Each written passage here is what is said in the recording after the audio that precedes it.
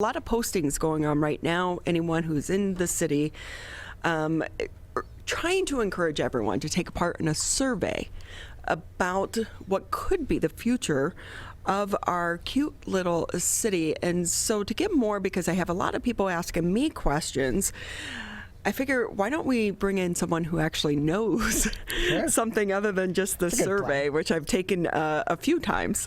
And with us now, let's bring in Rob Kellman. He is the city council member. Rob, I always want to say mayor. So just so you know, it took me forever to get out of calling Sid Rubin mayor. Mm-hmm. So now you were the mayor, and now you're just, I don't want to say just, a city council member. How do you guys determine who gets what seat? Well, every 3 years we're up for a re-election to city council, and the city council selects at the beginning of the term the mayor for the year. And we rotate. It's a lot of work for a whopping $100 a year. So when you've got a full-time job and a full-time career, it's as much as you want to help your community, we lean on each other and we support one person a year to be the mayor, unless you're at Brian Lample. See, and I like that to have that perspective from you, because I think so many people don't realize that, especially in our smaller communities. We know, like a bigger city like Detroit City Council, each council member probably makes about, I think it's like 90-something thousand, but then they also have a staff behind them. So when it gets down to our little communities, you and all the members of the city council, you guys put up so much of your own time and work to support us, which is basically a volunteer effort. Yeah, I'll say it's thankless sometimes, but a lot of times people do appreciate it. I appreciate helping the community. Actually, I wouldn't do it if I didn't enjoy it. Well, we appreciate it as well. And on top of that, we like having people such as yourself, because you do have a business background and you have that outside knowledge that you can bring to our community to make us bigger and to make us stronger and better. Not necessarily bigger. We don't want to be bigger. But one of the reasons we want to bring you on is because obviously right now there is a survey that is going around to all the residents of Keego Harbor to talk about a district master plan. Tell us more about that. Right. Well, Keego Harbor, we're a whopping less than 1 square mile. And we have Cass Lake Road as part of the Tifa district. And there's a little piece of Orchard Lake Road in there as well. And what we're trying to do is look at how do we want Keego Harbor to look.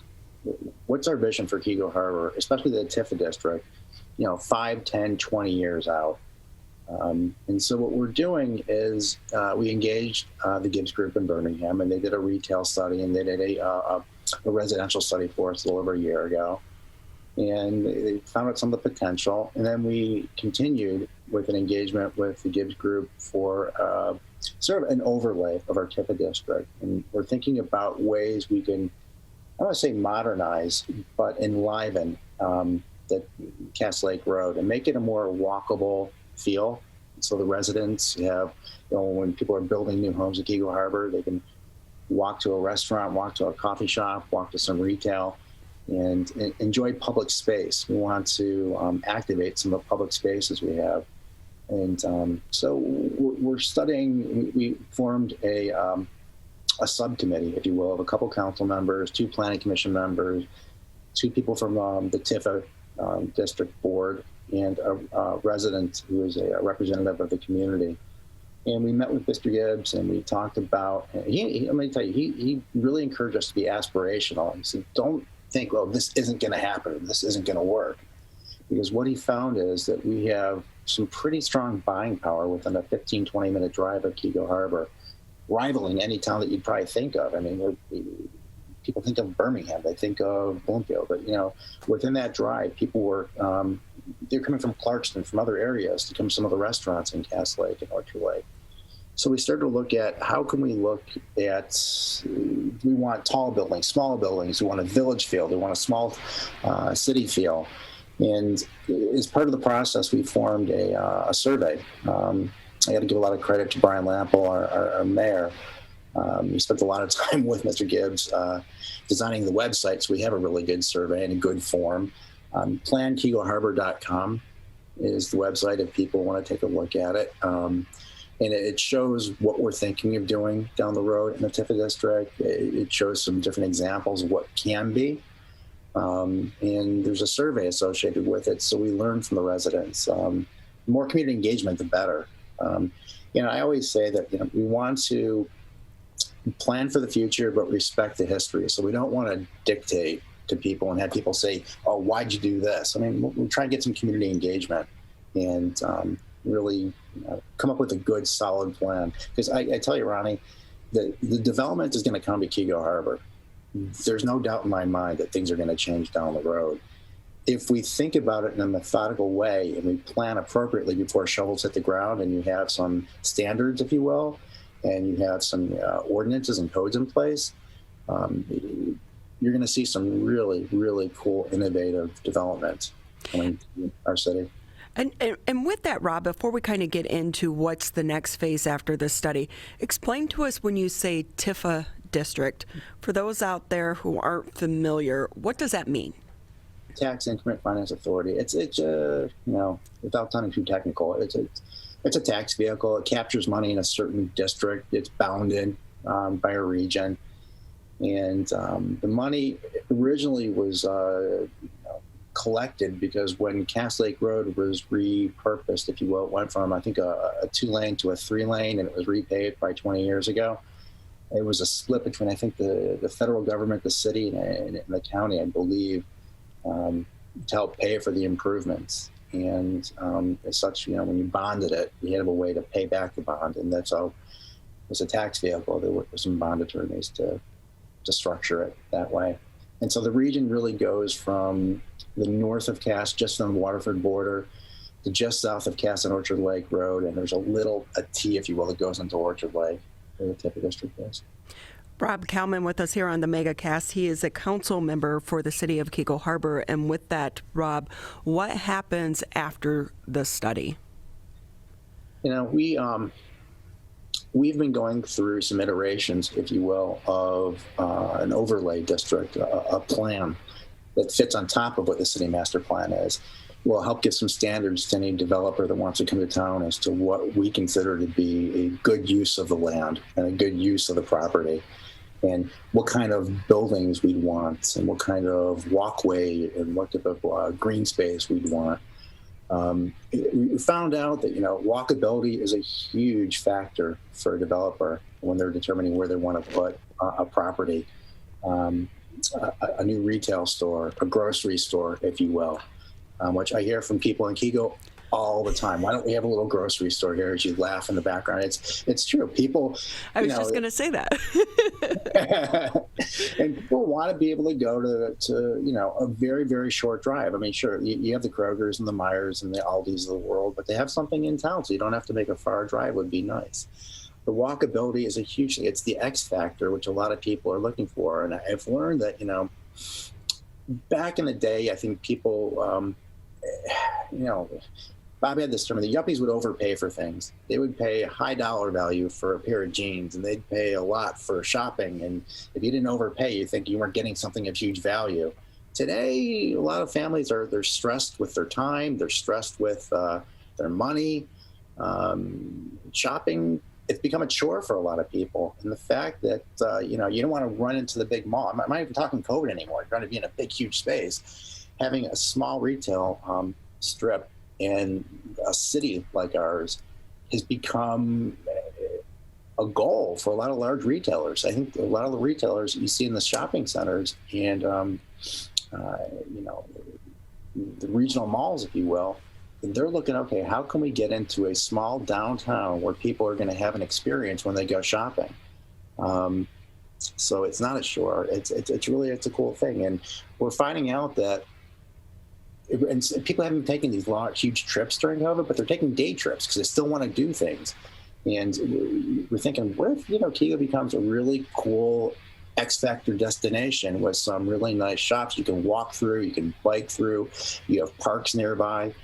We have a really incredible feature. We're a city surrounded by two big lakes in Oakland County. So people can come and they can walk a boardwalk, if you will, if you're between the new development, which is going on Orchard Lake Road around Dollar Lake, which is a little inlet before you get to Cass Lake. And we have Franleaf Park behind some of the retail shops on Cass Lake Road. So there's a really interesting way where we can incorporate a boardwalk, activate some of the green space so people in the town have. And let me tell you something, it's not just drawing people in from other cities, it's creating an increased quality of life for the people that live here. I would like to see that. I know that I will say when we hear about this, you get excited if you are a resident or if you live nearby. When we bought our house, it was like, oh, you have lake access. Then you're like, what? Well, no, Dollar Lake, but then you don't have a place to park. So, like if you could have Dollar Lake where maybe you can go and rent a kayak or a paddleboard and go under the little bridge out to Cass Lake. Those are things that we would love to see that keeps you in the community and has you staying in the community, but you have the lake access, then you have the West Bloomfield Trail Network there, two beautiful assets for the city of Keego Harbor.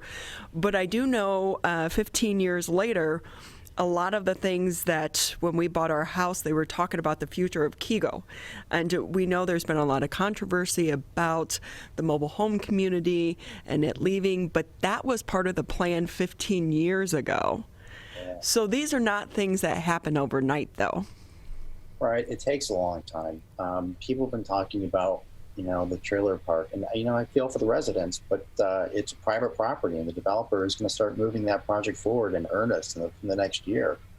And it's going to be a big change. When people come in from the West Bloomfield, Orchard Lake, Village cities and townships driving through Keego Harbor, they're going to be like, wow, it's going to be it'll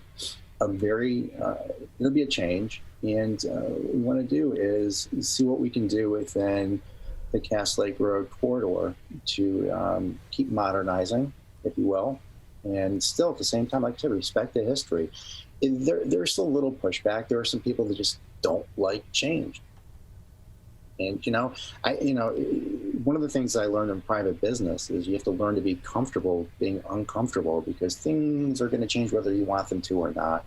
And if you don't allow some of the change, the developers they're going to skip Keego. And, it's, to me, it's we're planning firm we're working with saying we're a diamond in the rough, if you will. It's and we're not rough, but we're a little dated. We can use some upgrading. And I think, when people see down the road what's coming, they're going to be pretty impressed. I think. I mean, of course, you have some people who've been around for a while that just, like I said, they don't want change. But I think if they took the time to engage and really talk to the developers and to the planning group, they'd see that there's some real positives coming out of this.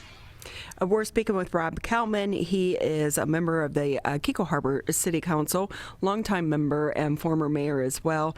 And with that, Rob, obviously, when we're talking about development, how important is it to get the buy-in from our neighboring communities as well? Because as you mentioned, we're less than 1 square mile. I thought we were 1.8 square miles.